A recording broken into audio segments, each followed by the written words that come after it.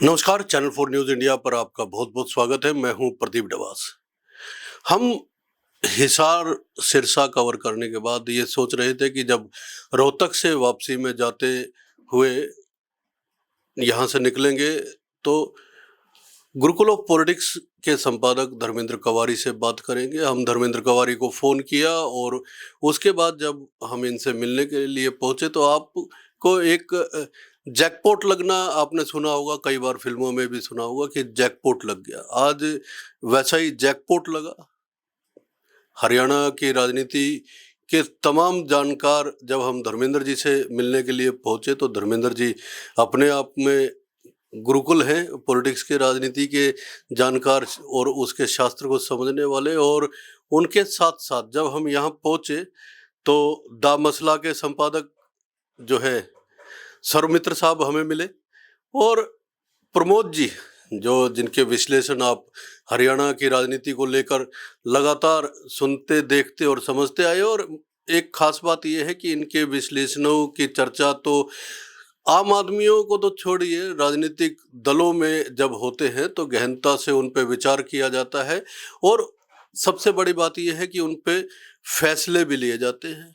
महत्वपूर्ण बात है और ये अच्छा हुआ कि एक साथ इतने विश्लेषक हरियाणा की राजनीति, क्योंकि देखिए 2024 का चुनाव चल रहा है और मैं हमेशा कहता हूं कि पूरी दुनिया की निगाहें 2024 के लोकसभा चुनाव पर लगी हुई है। 303 सीटें 2019 में भारतीय जनता पार्टी ने जीती थी और अब की बार 370 जमा 400 पार का नारा बीजेपी एनडीए की ओर से दिया जा रहा है। ये नारा तो 4 तारीख को जब ईवीएम खुलेंगी उसके बाद पता चलेगा कि कितना कामयाब हुआ। लेकिन इस झुलसा देने वाली गर्मी के बीच में जब हम धर्मेंद्र जी के पास पहुंचे तो धर्मेंद्र जी हमें ये पटका पहने हुए दिखे और मेरा सवाल यही था कि गर्मी में पसीने छूटते हैं लेकिन पत्रकार तो पसीने छुड़वाते हैं लगातार। आपको किस चीज की गर्मी लग रही है? आपको लग रहा है माहौल गर्म हो गया या ये नेता के गले में मैंने बहुत बार पटके देखे धर्मेंद्र जी, वो ठीक है, उनको एक स्टाइल भी होता है और वो धीरे से ऐसे कर भी लेते हैं जब उनको दिखता है। कई बार मैंने देखा बहुत से नेताओं से जनता जब सवाल पूछने लगती है तो वो उनका गमछा, अंगोछा या पटका जो है ना वो एकदम से मुंह पे ऐसे आ जाता है और वो पसीना भी पूछ लेते हैं। छूट रहे हैं पसीने इस बार। ये एक्चुअली डब्बा साहब, ये जो पटका है ना आपकी जैकेट से प्रेरित है। तो आपने जैकेट पहनी तो मैंने तो कुछ ना कुछ तो नया करके दिखाना था ना, तो मैंने पटका पहन लिया। और रही पॉलिटिकल टेम्परेचर की, तो गर्मियां तो हो ही रही हैं, सबको पता है। और आज मोदी जी भी आए हैं, तो मोदी जी तो कहते मशीन है। उन्होंने गर्मी पैदा कर दी किसानों पे बात करके, खिलाड़ियों पे बात करके, जवानों पे बात करके। और अब उनकी जो झूठ की गर्मी है उससे भी हरियाणा का टेम्परेचर बढ़ जाएगा। और सही मायने में देखें तो हरियाणा का इलेक्शन आज शुरू हुआ है। अब ये 4-5 दिन पूरे रंगत में आएंगे चुनाव।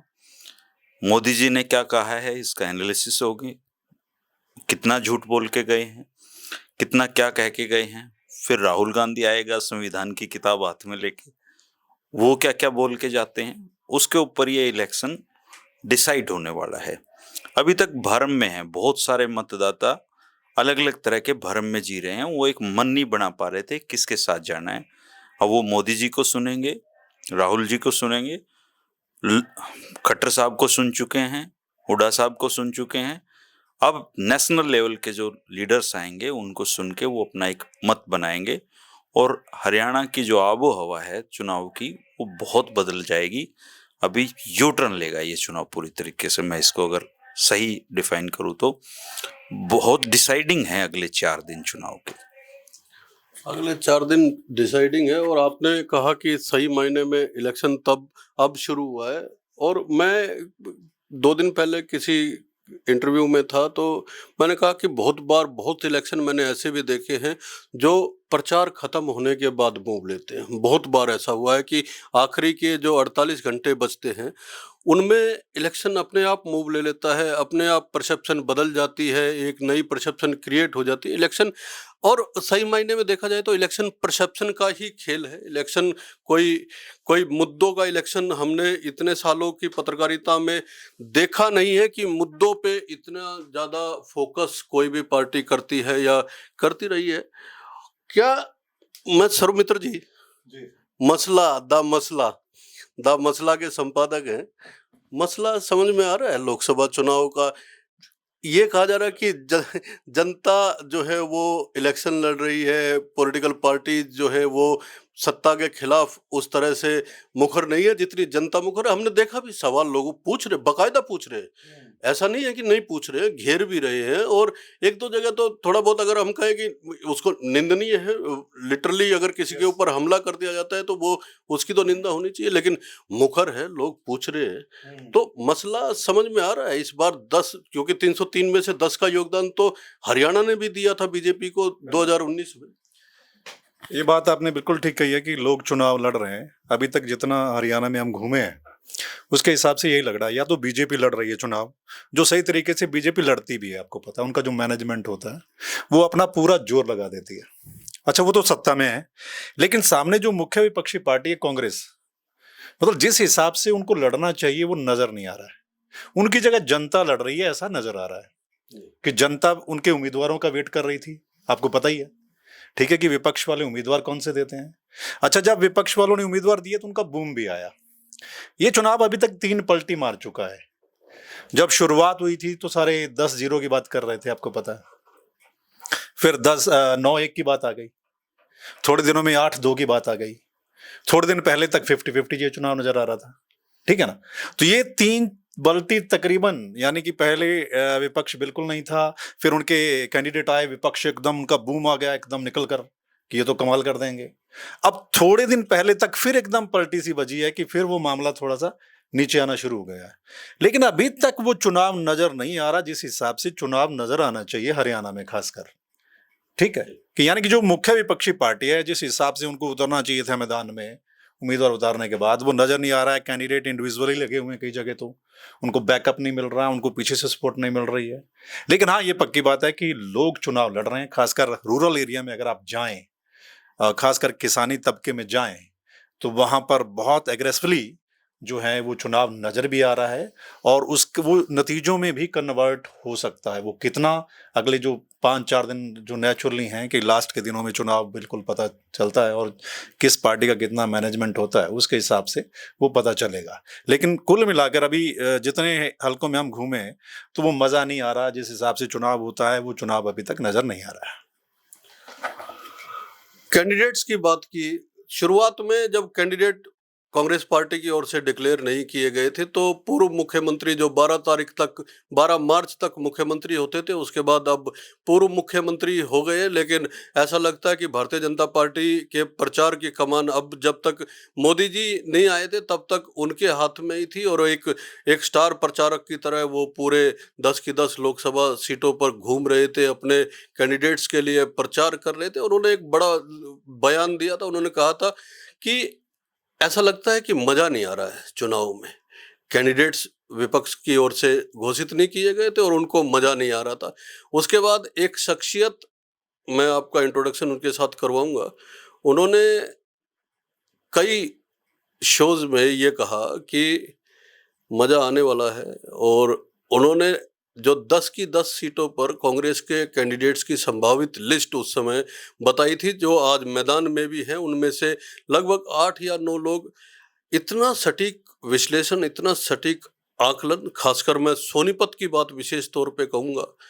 प्रमोद जी हमारे साथ हैं, सतपाल ब्रह्मचारी का नाम उन्होंने बड़ी प्रमुखता के साथ लिया था कि अगर इनको टिकट मिलती है तो मुकाबला देखने को भी मिलेगा, और मुकाबला देखने को मिला भी। आज गोहाना में मोदी जी ने रैली की, और निश्चित तौर पे अगर प्रधानमंत्री की रैली हो रही है तो उस सीट को भी हम ये मान के चलते हैं कि हॉट सीट है। हालांकि आज की तारीख में अगर सबसे हॉट सीट अगर कोई हरियाणा में बनी हुई है तो वो हिसार को माना जा सकता है, बड़ी महत्वपूर्ण सीट है। लेकिन जो रैलियां हुई हैं और जो कैंडिडेट्स डिक्लेयर हुए, उनकी संभावित लिस्ट बताने वाले और बड़ी सटीक लिस्ट बताने वाले प्रमोद जी हमारे साथ है। प्रमोद जी, अब तो मजा आ रहा होगा मनोहर लाल खट्टर जी को इलेक्शन में। वो अब तक तो उनको नहीं आ रहा था जब तक कैंडिडेट डिक्लेयर नहीं होते, अब आ रहा है मजा उन्हें।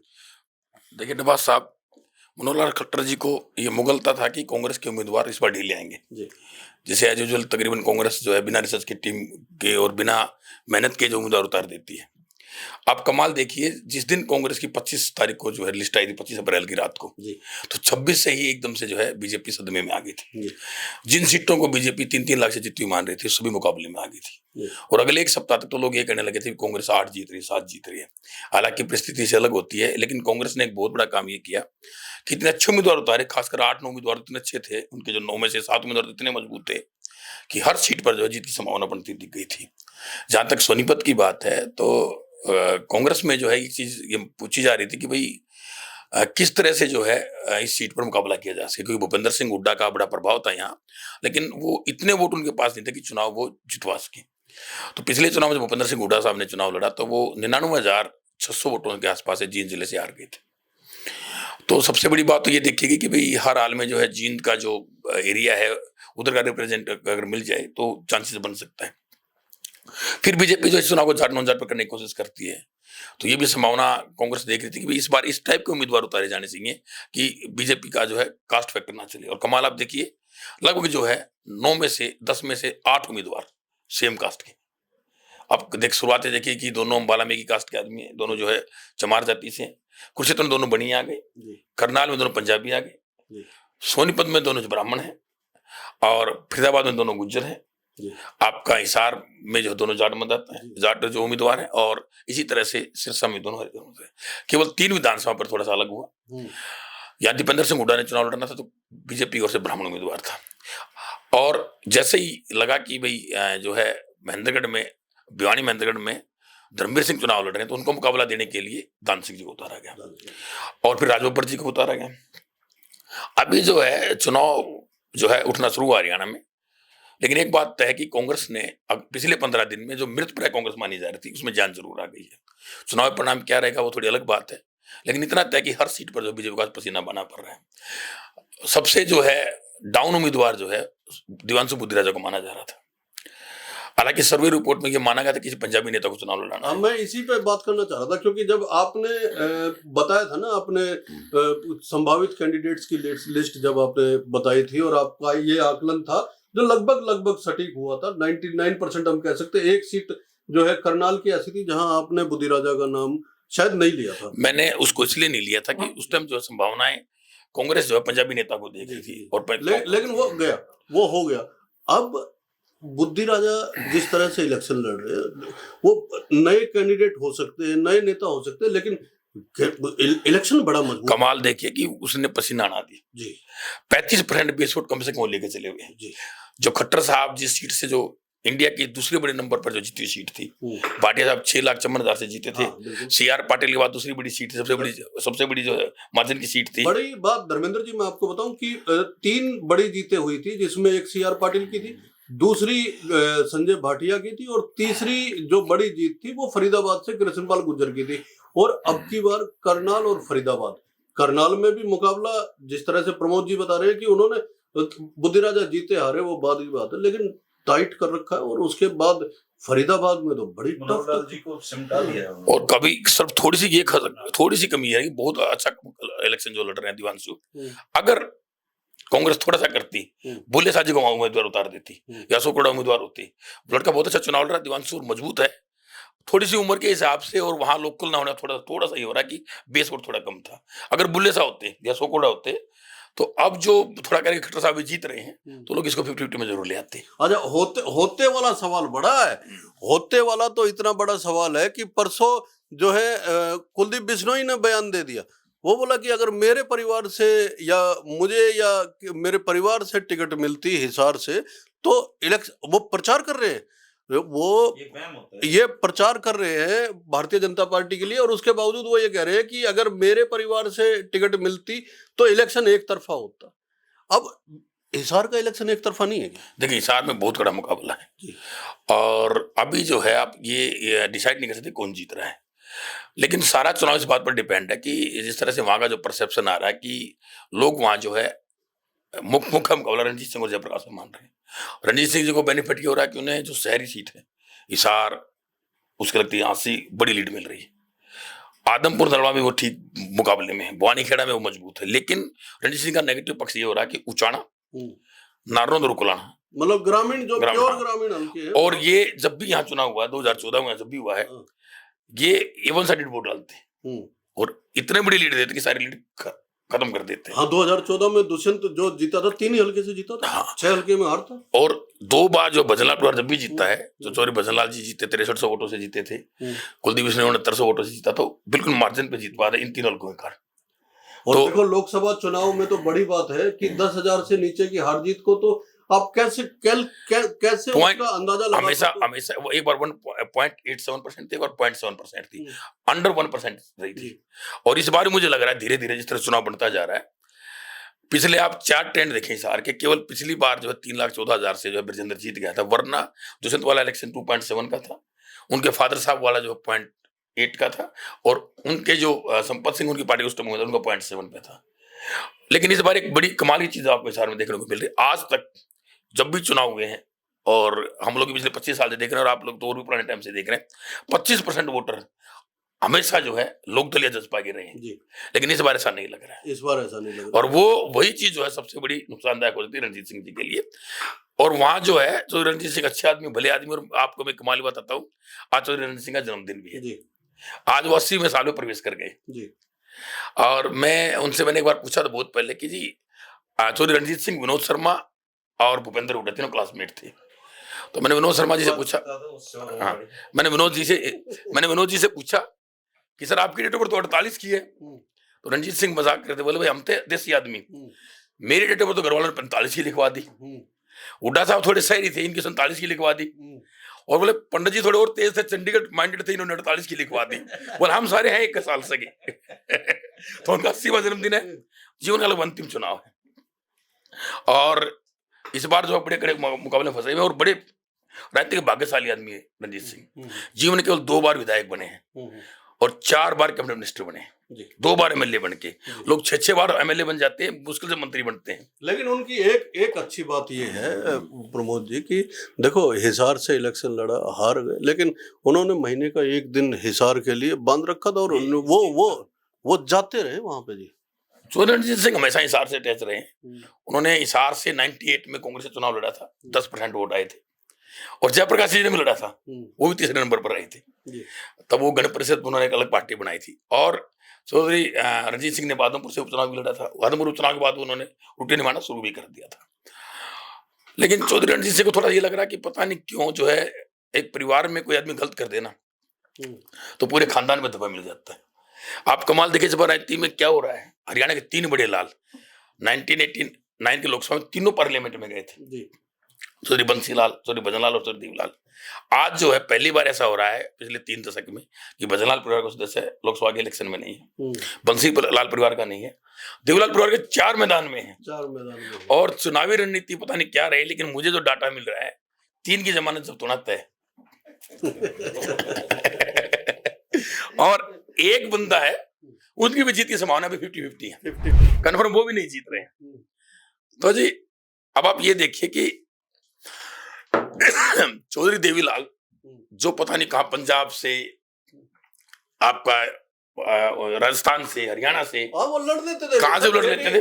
89 के इलेक्शन तो उन्होंने बलराम जाखड़ को हराया सीकर से। तो वो परिवार जो है आज इस हाल पे आ गया। तो बड़ी जो है उनके राजनीतिक शिष्य, आप देखिए, मैं जब भय सिंह जी के साथ काम करता था, मैंने नीतीश कुमार जी एक दिन आए हुए थे और तेजस्वी यादव थे, तो बड़े नीतीश कुमार जी ने कहा कि चौधरी देवीलाल जितना आप लोग समझते उससे बड़े बहुत बड़े नेता थे। उन्होंने कहा कि इस आदमी ने 4 प्राइम मिनिस्टर बनाए और मुख्यमंत्री पता नहीं कितने बनाए। तो वो मैं उनसे कहने लगा, मेरे साथ किसी त्यागी जी से मेरी बातचीत हो रही थी, त्यागी जी ने मेरे से नीतीश जी ने बने जैसे क्या बनाए। वो तो त्यागी जी बोले कि एक बार पंडित जी से पूछो। तो नीतीश कुमार बोले जी आपको शायद याद है 90 में 6 आदमी तो राज्यपाल उपराज्यपाल बना दिए थे और वो 4 थे। कैसे ऐसे 6 लोगों को तो राज्यपाल उपराज्यपाल बना दिया था, जिसको आप बड़ी चीज मान रहे हो। चौधरी देवीलाल बहुत बड़ी शख्सियत थी। उन्होंने कहा लालू जी, मुलायम जी, पता नहीं कितने लोगों को तो मुख्यमंत्री बनाया है। और हरियाणा में आप देखिए चौधरी देवीलाल ने तो पता नहीं ऐसे लोगों को एमएलए एमपी बना दिया जो लोग सोच भी नहीं सकते थे। पिछड़ों को, दलितों को, आम परिवार आदमियों को राजनीति में लेके आए थे। लेकिन आज जो है बड़ी दुखदायक घटना है कि आज ये हालत है। और कुलदीप बिश्नोई की भी हम बात चलो मानो, कुलदीप जी कहना अच्छी बात है, लेकिन कुलदीप जी खुद भी जो है एक बार झांक के देखे। चौधरी भजनलाल का कितना बड़ा नाम और कद था। चौधरी भजनलाल जी के साथ में उनका जो एडवाइजर रहा, तो मुझे एक दिन बताने लगे कि चौधरी साहब को जो है 94 उन्होंने बड़ी मदद की नरसिम्हा राव जी की, झारखंड मुक्ति मोर्चा के टाइम जो और अजीत सिंह को तोड़ के जो सरकार बचाई थी। तो 95 में उनके जो है नरसिम्हा राव जी कहने लगे, भाई चौधरी भजनलाल मैं आपको गृह मंत्री बना देता हूँ। तो भजनलाल जी हंसने लगे, बोले 3 ही चीज होती हैं, सीएम, डीएम और पीएम। बोले डीएम तो बन नहीं सकता, पढ़ा लिखा इतना नहीं हूँ, सीएम में हूँ, पीएम आप बना नहीं रहे, तो क्या करूँगा गृह मंत्री बन के। आज जो लोग गृह मंत्री नहीं बनते थे, आज एमपी की टिकट नहीं मांग रहे हैं, तो बड़ी बात है। लेकिन आप ये मान के चले कि इस बार हरियाणा में तो आप पूछ रहे क्या माहौल है, कांग्रेस ने बड़े अच्छे ढंग से टिकटें बांटी है, लेकिन कांग्रेस इस मुकाबले में नहीं जीत रही है। मुकाबले में बहुत मेहनत करनी पड़ेगी। कांग्रेस का जो चुनाव है वो इसलिए उठा कि 30% का गैप था कांग्रेस और बीजेपी में, और जो पिछली बार 4.9 जसपा को आई थी, 3.6 बसपा को आई थी, 1.9 लोकदल को आई थी, तो इन तीनों पार्टियों के लोकदल है जो शायद इतने तक पहुंच जाएगी। दुष्यंत कम से कम जो है सुलट जाएगा 2% तक ही। मायावती जी का भी 3.6 में मुश्किल से 1% रहेगा, तो वोट भी ऐड हो रहे हैं। हाँ, और वो अग्रेसिव वोट थे, उनका फायदा हो रहा है। और बीजेपी जो है कम से कम 12% लूज जरूर करी थी। 45-40% में बीजेपी शुरुआत में भी खड़ी थी, तो कांग्रेस 40 तक पहुंच गई, वो 45-40 तक थे, तो आवाज आनी तो जरूरी थी। लेकिन अब चुनाव जब बहुत जो है कांटे का मुकाबला हो गया है। कांग्रेस का, बीजेपी का वोट साइलेंट दिख रहा, कांग्रेस का वोट वोकल भी दिख रहा। ये साइलेंट की भी एक अलग थ्योरी है। अब ये साइलेंट सपोर्टर है या साइलेंट किलर है, वो तो फिर चुनाव वाले दिन नहीं पता लगेगा। लेकिन इतना तय है कि जीट रोड पे बीजेपी को बढ़त है, लेकिन जो ये बेल्ट है, खासकर जो किसान बेल्ट है, सोनीपत, आपका जो रोहतक, हिसार, सिरसा और भिवानी, बीजेपी को पसीना आई हुई है। कांग्रेस यहाँ आज के दिन एज ली हुई है, और ये फाइनल है कि कांग्रेस के दीपेंद्र सिंह हुड्डा और कुमारी सलजा कंफर्म जीत रहे हैं। हाँ, ये मैंने पता भाई, ये जहां भी मैं जा रहा हूँ बीजेपी वाले भी कह रहे हैं कि 2 सीटें तो आप मान के चलो कि कंफर्म है, बाकी 8 में से 2 सीटें बीजेपी। वो दो डाटा बेस है, और धीरे धीरे हिसार भी जो है आज कांग्रेस बहुत कड़े मुकाबले लगभग एज पर चली हुई है।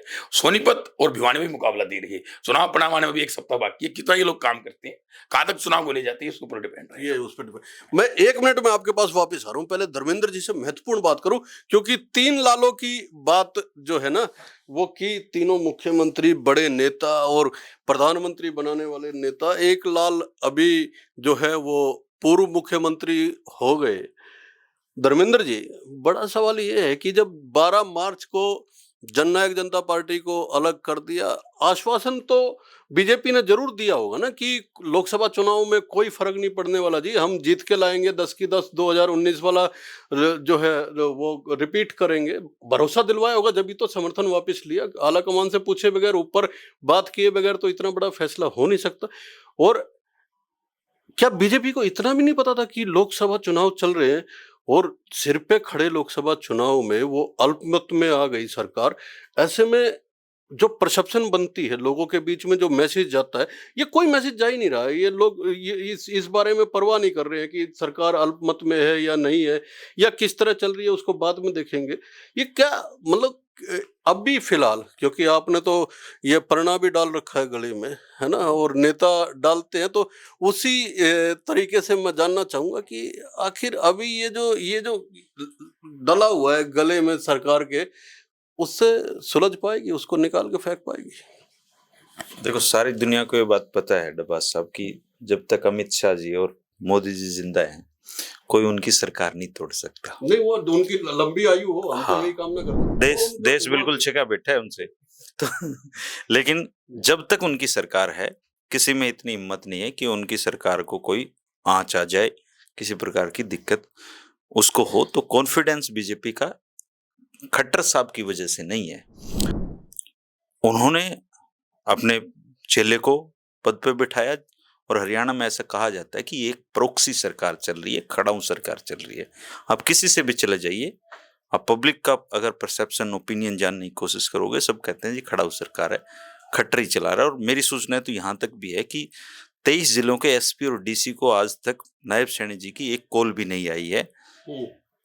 शायद ये डाटा सच भी हो सकता है, जैसा व्यवहार वो कर रहे हैं, जिस तरीके की सरकार वो चला रहे हैं। ये 10 टिकटें जो थी, खुद को छोड़ के बाकी 9 मनोहर लाल खट्टर जी का चयन था, और हर जिले में एक रैलियां भी उन्होंने की हैं, हर विधानसभा तक वो पहुंचे हैं। असल में ये जो प्रतिष्ठा की बात है, ये प्रतिष्ठा तो दांव पे लगी हुई है इस चुनाव में मनोहर लाल खट्टर जी की। ये मोदी जी के लिए नहीं। मोदी जी ने तो अपने सर्वे वर्वे करा के पूरी तसल्ली करके कहा था भाई तू हट जा, हमारा कुछ हो जाएगा। उसी दिन से बीजेपी का हरियाणा में जो ग्राफ है लोकप्रियता का, वो कम होना शुरू हो गया था। कम से कम 12-13% जितने भी पंजाबी कम्युनिटी के वोट हैं वो मनोहर लाल जी के साथ जुड़े हुए थे, भाई जैसा भी है हमारा है। अब वो एक तो उस वोट बैंक की तसल्ली नहीं है, दूसरा नायब सैनी जी का जो ओबीसी वोट बैंक है उनकी वजह से वो तो ऑलरेडी बीजेपी के साथ उसका ज्यादातर है। तो ये चुनाव कई लोगों के लिए बहुत ही परीक्षा की घड़ी है। भूपेंद्र सिंह हुड्डा जी के लिए बहुत परीक्षा की घड़ी है।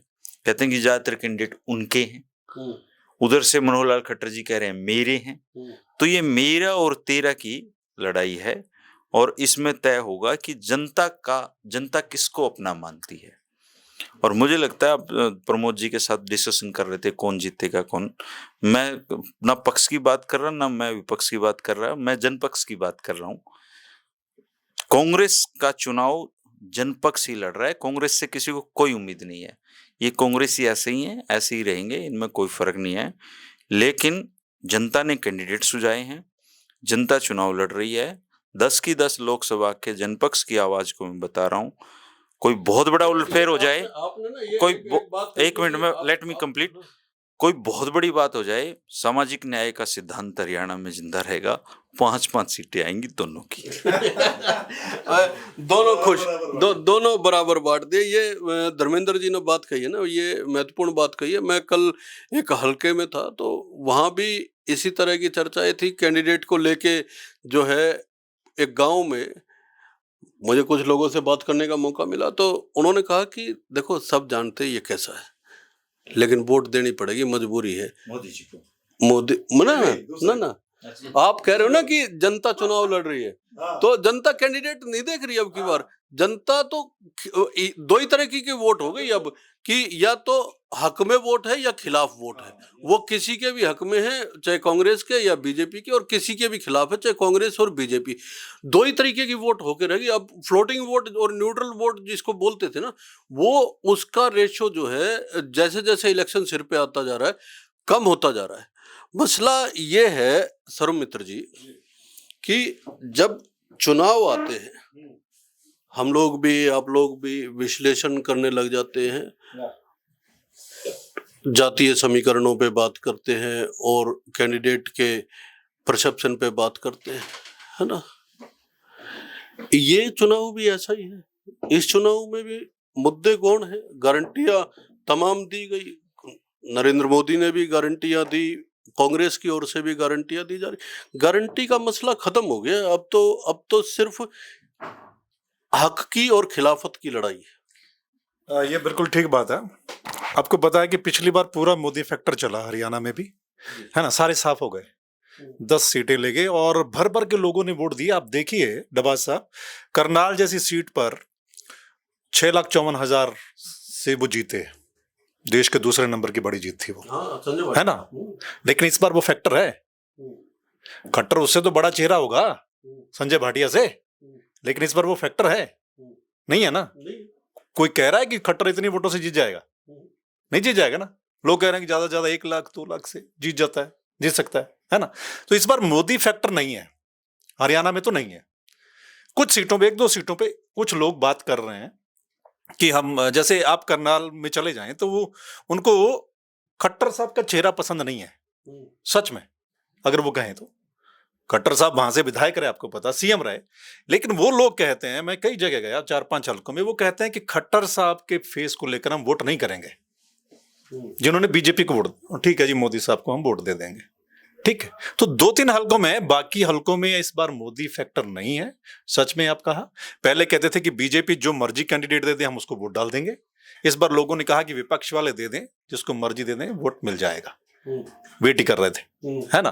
तो इस बार का चुनाव बहुत अलग है। मजा नहीं आ रहा, मजा तो हम, अब मजा आ रहा है उनको। आप देखो कि सामने इतना हैवी कैंडिडेट भी नहीं है, नया लड़का है, लेकिन फिर भी काफी लोग कह रहे हैं कि भाई चुनाव फंस सकता है, चुनाव ठीक उठा दिया है, ठीक वो हो रहा है, क्योंकि रूरल एरिया में आप देखिए कि सब भर भर के वोट दे रहे हैं विपक्ष वालों को।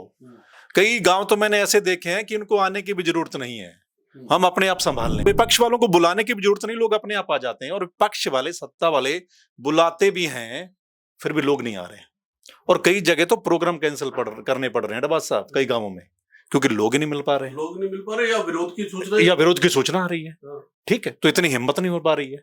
तो इस बार का चुनाव वास्तव में ही बड़ा हटके है हरियाणा में, और बड़ा इंटरेस्टिंग चुनाव है। कई सारे फैक्टर काम नहीं कर रहे हैं, कई नई चीजें आ गई उसमें, खासकर किसान आंदोलन का बहुत बड़ा असर है। जैसे हम कह रहे हो, दिल्ली से लेकर आप सिरसा तक जाइए, डबवाली तक, ये पूरा जो एरिया है इसमें इस बार विपक्ष नजर आ रहा है। पहले जीटी वर्ल्ड पर कहते थे कि बीजेपी, वहां पर भी डेंट लगता हुआ नजर आ रहा है। ठीक है, तो इस बार का चुनाव अलग है, नो डाउट। हालांकि बीजेपी कोशिश बहुत कर रही है, उनको पता लग रहा है कि मामला गड़बड़ है, लेकिन वो आखिरी दम तक चुनाव लड़ते हैं डबास साहब, आपको भी पता है। हाँ, उनका चुनाव लड़ने का तरीका, हाँ, उनका चुनाव लड़ने का तरीका सबसे गजब है।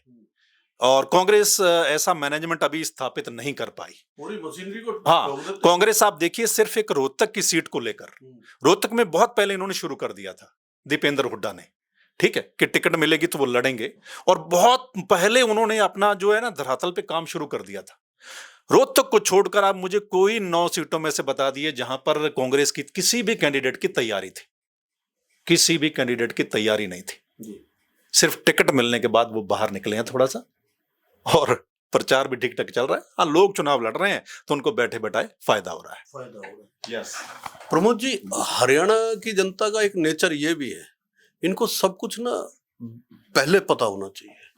इनको जब कैंडिडेट की लिस्ट नहीं आई थी कांग्रेस की, तो आप गांव की चौपाल में चले जाइए तो रोजाना 10 टिकटें बांट के वो लोग होके से उठते थे। और आप शहरों में कहीं पे बैठे हो, कहीं ताश खेल रहे हैं लोग, तो वो भी 10 टिकटें बांट के उतरते। तो अब तो 4 जून नजदीक आ गया, 25 मई नजदीक आने वाली है। और सबसे बड़ी बात यह है कि सिर्फ 4 महीने बाद विधानसभा चुनाव सिर पे खड़े हैं। अगर जिस तरह से आपका विश्लेषण है, लोकसभा चुनाव में आप कम से कम ये मान के चल रहे हैं कि 2 सीटें तो इस समय कांग्रेस एज पे है और कई सीटों पे मुकाबले में है। आपको क्या लग रहा है कि इस साल जो 24 के इलेक्शन पे, मैं कह रहा हूं कि पूरी दुनिया की निगाहें हैं, तो 24 में तो विधानसभा हरियाणा में भी होने हैं और लोकसभा होने हैं। ये आप लोकसभा से विधानसभा चुनाव तक का कोई एक विश्लेषण ऐसा बताइए जिससे लोगों की राय ऐसी हो जो सामने आ रही हो इस समय आपकी नजर में। देखिए डबास साहब, आपकी बात से मैं एक कमाल की बात आपको बताता हूँ। फरवरी के पहले हफ्ते में दिल्ली था जी, और कोई एक ऐसे ही जो है, हम लोग जैसे आज मेट्रो से बैठे हुए थे, और सी वोटर यशवंत देशमुख जी थे, वो बैठे हुए थे, एक्सिस माइंड एक प्रदीप गुप्ता जी, तो अपने संदीप चौधरी जी थे। हम चारों बात करें तो एक कमाल की बात आई। यशवंत देशमुख ने कहा कि भाई हरियाणा के जो लोग होते हैं ना, वो चुनाव जिताते नहीं किसी को भी, हराते हैं, वो रटक निकालते हैं। और प्रदीप गुप्ता ने जो मुझे कहा कि आज जो है जिस तरह से बीजेपी लग रही कि 10 पे 10 मजबूत है, चुनाव आने तो ठीक टिकटें बटी तो 5-5 तक जो है मुकाबला आ जाएगा। और संदीप चौधरी ने एक बड़ी अच्छी बात कही, उसने कहा कि जहां भी जाट है, जो पंजाब एससी के जाट है, चाहे हरियाणा के जाट है, यूपी के जाट है, या मुस्लिम जाट है, जाट जो है बीजेपी को माफ नहीं कर रहा है, साफ कर रहा है। साफ नहीं करेगा तो हाफ जरूर करेगा। और ऐसा लग रहा है इस बार, ऐसा लग रहा है। अच्छा, नारा भी चला ना भाई, साउथ में साफ और नॉर्थ में हाफ, बीच में तो ये नारा भी चल गया। हाँ, ये भूपेंद्र सिंह हुड्डा जी ने हरियाणा में नारा दिया था पहले, और चल भी गया था। और जहां तक आप कह रहे हैं कि क्या रहेगा, देखिए एक चीज कन्फर्म है, इस बार जो है कांग्रेस जो है अच्छा करने जा रही है, बहुत अच्छा करने जा रही है। पिछली बार उसके 10 की 10 सीटें जो आ रही थी, इस बार वो अच्छा स्कोर ले रही है। 3 जीत चुकी है मेरे हिसाब से, और मुकाबले में भी है 2 फाइनल जीत रही है। एक आज के दिन जो है जीतने की संभावना कंप्लीट है। 3 लोग फाइनल जीत रही है और 2 में भी उसके पास स्कोप है जीतने के, तो 5 में जरूर मुकाबले में बनी हुई है। तो ये मान के चले कि पहली बार से उसको पिछली बार से कुछ अच्छा मिल रहा है। और पिछली बार जो है कांग्रेस को 28.2% वोट बैंक था उसका, और 28.2% में उसके 30 एमएलए आ गए थे, 31 तक पहुंच गए थे। और बीजेपी 36%, 36.5% में 40 एमएलए ले आई थी। तो ये मैं मान के चलिए कि इस बार जो है कांग्रेस जो है हरियाणा में लोग 40% वोट ले सकती है, और ये विधानसभा में मेंटेन रह गए तो 40% वोट में कन्फर्म सरकार आ जाती है, मैं मान के चलता हूँ। तो ये मानेगा अगर कांग्रेस ने इस बार 40% वोट लिया और उसको मेंटेन के लोग रहेंगे विधानसभा तक, तो कन्फर्म जो है फुल मेजोरिटी सरकार आएगी, अगर ये रहा तो। और बहुत सारे लोग ये भी बोलते हैं कि भाई अगर सेंटर में जिसकी सरकार हरियाणा में उसी की आती है तो वो गलत परसेप्शन है। आपको मैं बताऊं 84 के जो लास्ट में जब चुनाव हुए थे तो हरियाणा की 10 सीटें कांग्रेस के पास आई थी। 2 साल बाद जब चुनाव हुए तो आप ये कमाल मानिए कि सूर्य देवीलाल ने 90 में से 85 सीट अपने गठबंधन को मिला के 19 में ही देख लीजिए ना, 10 की 10 लोकसभा में दे के और 40 आ गई। 40 और 96 में सेंटर में जो है तीसरे मोर्चे की सरकार बनी थी और यहाँ बंसीलाल की सरकार बीजेपी सहयोग से बन गई थी। तो ये कहना तो मूर्खता की भाई सेंटर में जिसकी स्टेट में उसकी लोगों का अलग अलग भाव है। और देखिए पिछली बार जो है लोगों ने बीजेपी को जो 58.2% वोट दिया था और जब विधानसभा तो 36.5 पटक दिया था। कितना बड़ा 25% ज्यादा गैप था। तो आप ये माने कि अगर लोकसभा में बीजेपी 45% मेंटेन कर पाई तो ये तो फिर फाइनल है कि विधानसभा में इतना नहीं ले पाएगी। और कांग्रेस अगर 40 ले गई तो इतना विधानसभा मेंटेन करने की संभावना लग रही है। तो कांग्रेस को ये लगता है ये सब जितनी भी टिकटें जो चीजें हैं रिसर्च और एनालिसिस से मिली है, कई नेशनल एजेंसी ने मिलकर काम किया और हरियाणा में भी बहुत सारे लोग हैं। आप कह रहे थे कि आपने टिकटों में क्या कहा, तो मैं कुछ कहूंगा नहीं, बिना के आप समझदार हैं। उन टिकटों के लिए रिसर्च हो रही थी और उसमें हम लोग भी हिस्सा जरूर होंगे।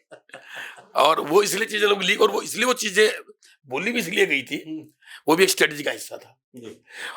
पब्लिक को कैसे पता लगता है कि ब्रह्मचारी मुकाबला दे सकता है, जयप्रकाश मुकाबला दे सकता है, महेंद्र प्रताप लड़ना जरूरी है। वो एक ट्रायल किया गया था, कुछ वीडियोज में शो किया कि ये उम्मीदवार हो सकते हैं। उसका रिएक्शन कितना जबरदस्त है। भूपेंद्र सिंह हुड्डा खुद कह रहे थे कि भाई के कमाल हो गया, लोग खुद ही टिकट मांगने आने लग गए कि इसको दो जी उसको दो जी। तो उसका वो बेनिफिट हुआ। और टिकटें लेट देने का भी कारण था कि माहौल को गर्माना जरूरी था। गर्म तो पे फिर रोटी सेकना ज्यादा आसान होता है, ठंडे पे फिर काम नहीं चलता। 25 अप्रैल की रात को टिकट बढ़ते ही एकदम से कांग्रेस फोरम में आ गई। लेकिन मुझे दुख इस बात का है कि वो चुनाव को ढंग से मेंटेन नहीं कर पा रहे। ब्रह्मचारी जी को टिकट इसलिए दी गई थी, उनकी जीतने की इसलिए संभावना ज्यादा लग रही थी कि वो जींद जिले में रिकवर करेंगे और जीत के आएंगे। जो भी उसको उनको करने में बहुत टाइम लग रहा है, उनको वो करना चाहिए। दान सिंह जी को इसलिए टिकट दी गई थी कि वो महेंद्रगढ़ जिले में बड़ी लीड लेकर आएंगे, उसके लिए उन्हें मेहनत करनी चाहिए।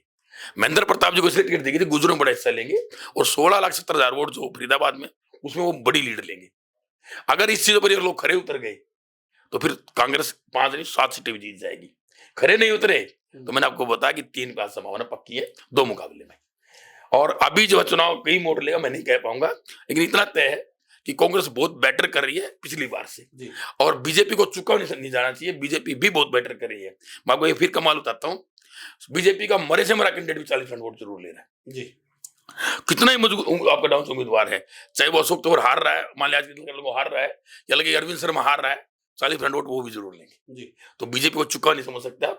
कांग्रेस जो है 30% से शुरू कर रही है और बीजेपी 40 से शुरू कर रही है जी। मतलब बीजेपी बहुत कड़े मुकाबले में है और जी-20 बेल्ट पर आज भी जो है बहुत कुछ खो के भी वो एज पर आती लग रही है।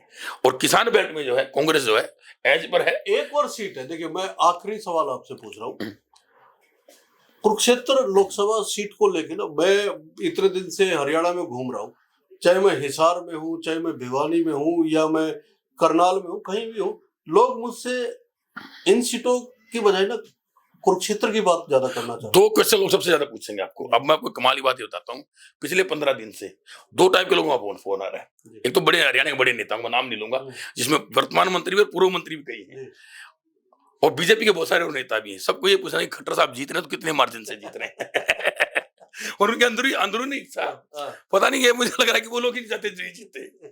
और दूसरा हर आदमी की इच्छा कि अभय सिंह को कितने वोट आएंगे। दोनों बहुत खतरनाक क्वेश्चन है, पर अब जो लोग सोच रहे हैं लोग वही चीजें जी। मैं अभय सिंह जी उनका एडवाइजर रहा हूँ, विनोद शर्मा जी का एडवाइजर रहा हूँ, तो जिस लोगों से रिश्ता होता है कुछ चीज आप खुल के नहीं बता सकते। अब मैं इतना जरूर कहूंगा, चौधरी भजनलाल इतने बड़े आदमी थे कि कुलदीप आज के दिन उसका 10% भी नहीं है। चौधरी देवलाल इतने बड़े आदमी थे कि चौटाला साहब ने मेंटेन जरूर कर लिया, आगे मेंटेन नहीं हो पा रहा है। और विनोद शर्मा जी इतने बड़े आदमी थे कि राजनीति में पंजाब से आके हरियाणा, चंडीगढ़, नॉर्थ इंडिया में इतना बड़ा उनका नाम था। कार्तिकेय कम से कम जो है जरूर पहुंच ही गया, उस लेवल का वो भी नहीं बन पाया। तो बड़े बरगद के नीचे छोटे बेटे कभी नहीं उगते जी।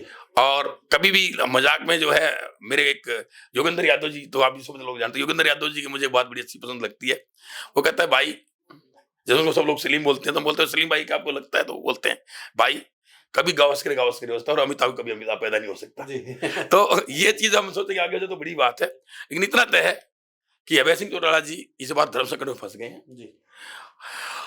और इस बार जो परिणाम है वो निराशाजनक होगा तो बड़ा गलत होगा। और अभय सिंह जी का इतना जरूरी कि उन्हें चुनाव में बहुत मेहनत करनी चाहिए जी। और इतनी मेहनत तो कम से कम करें कि चुनाव लड़ रहे हैं तो उसका नेगेटिव इफेक्ट ना आए। मतलब कम से कम जो 2-30 में जो जमानत बचनी है उतने वोट तक पहुंचना जरूरी है, और अगर इतने तक वो पहुंच गए तो फिर वो मुकाबले में आ जाएंगे। और खट्टर साहब जो है, बहुत कड़ा मुकाबला जरूर हो रहा है, लेकिन खट्टर साहब का चुनाव आज के दिन की मान के चले कि वो सेफ सीट है, वो आज चुनाव जीत रहे हैं आज के दिन।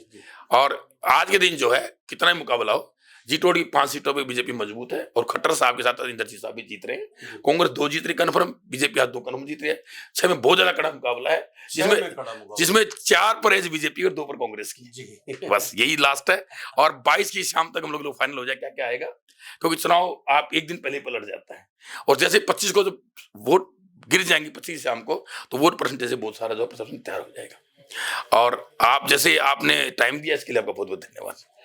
देखिए, महत्वपूर्ण बात जो प्रमोद जी ने कही ना, वो ये कही है कि 2 आज की डेट में कंफर्म बीजेपी जीत रही है और 2 कंफर्म कांग्रेस जीत रही है। 6 में कड़ा मुकाबला है, और जो इन 6 में कड़ा मुकाबला, उसमें भी 2 में एज पे कांग्रेस है। ये महत्वपूर्ण बात है। लेकिन सबसे जो बड़ी बात उन्होंने कही है कि जिस तरह से कांग्रेस ने टिकटें बांटी थी, और टिकटें बांटने के बाद जो माहौल बना था, वो माहौल जो है कांग्रेस उस तरीके से बरकरार रखना बहुत जरूरी था। और जिन कैंडिडेट्स पे कांग्रेस ने भरोसा करके जो है टिकटें दी थी, उस भरोसे को बरकरार रखना भी उन उम्मीदवारों का ही काम था। वो कितने सफल हो पाते, ये 25 तारीख को जब उंगलियों पे शाई लगेगी तो वो शाई कितनी डार्क होगी, कितनी गहरी होगी, ये देखने की बात होगी। 4 तारीख को नतीजे आने हैं, धड़कनें सबकी बढ़ी हुई है। रोचक बात यह है कि इस बार के चुनाव में मुकाबला सिर्फ और सिर्फ कांग्रेस और भारतीय जनता पार्टी के उम्मीदवारों के बीच है। कई बार ऐसा माना जाता है कि त्रिकोणीय मुकाबला कुछ कुछ सीटों पे हो जाता है, इस बार तो वो भी नहीं दिखाई दे रहा है। सीधे मुकाबले में बीजेपी हमेशा कितनी टाइट रहती है और कितनी मजबूत रहती है, ये आप सब लोग जानते हैं। ये शो आपको कैसा लगा, कमेंट करके बताइएगा। अच्छा लगा तो लाइक कीजिए, शेयर कीजिए, और चैनल को सब्सक्राइब करना ना भूलें। बहुत बहुत धन्यवाद, नमस्कार।